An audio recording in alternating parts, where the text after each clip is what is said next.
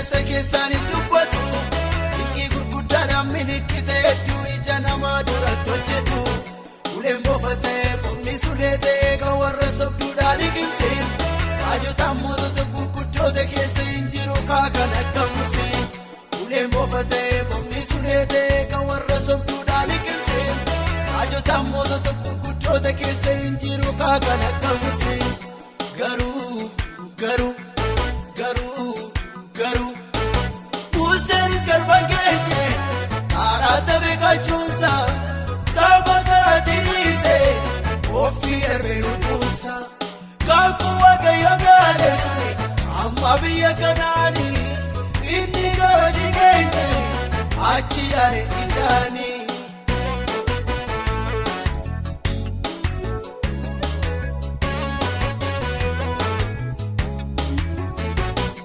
Akka Solomoon mootota keessatti seenaa gaarii qabu jiraare ogummaanis ta'ee beekumsa kamittuu maltu mudaa qaba jedhere akkuu abbaa isaatiin Waaqayyoo kakatee karaadhuma isaa raawwatame manni qulqullummaas jaalaa hedduu waddi Yerusaalemitti ijaarame ogummaa isaa laaluun mootonni baay'eenis gara Yerusaalem dhufanii isa dhaga'anii olitti sarkanii maqaa Waaqayyoo eebbisanii. Ogummaa salaaluun mootonni baay'eenis gara Yerusaalem dhufanii isa dhaga'anii olitti sarkanii maqaa Waaqayyoo eebbisanii garuu adeemsa baay'ee keessa Waaqayyoon gaddisiise ogummaa isa guddaas garmalee tuffachiise keeboos Waaqa tolfama Waaqa warra Mo'aabii Moolekii biddoo kenne Waaqa warra Amoonii isaaniif jilbeenfate ijaaree biddoo aarsaa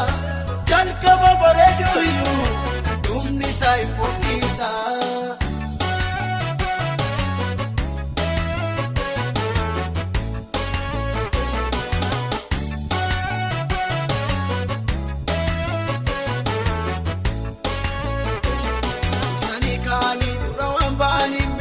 Gonfoon kan argamu seeraa qajeelfama jiru eeguu qaba eenyuyyuu kan dorgee dorgomu hundi tarree galee karmalee fiiguyyuu kan gonfoo argatu abbaa qaba kan akka Ahimaas waan deemuuf hin beekne galuuf jedha mana Adamaa hundi tarree galee karmalee fiiguyyuu kan gonfoo argatu abbaa qaba kan akka Ahimaas waan deemuuf hin beekne galuuf jedha mana Adamaa garuu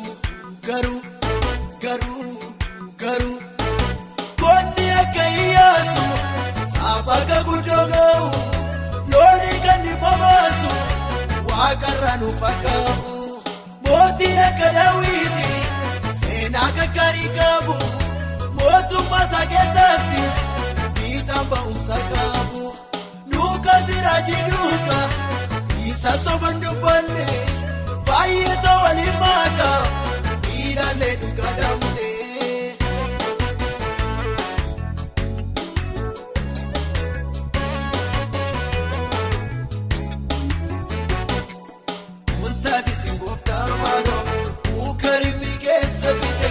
Wanta baay'ee saayilaalee mul'anni nuka tukkate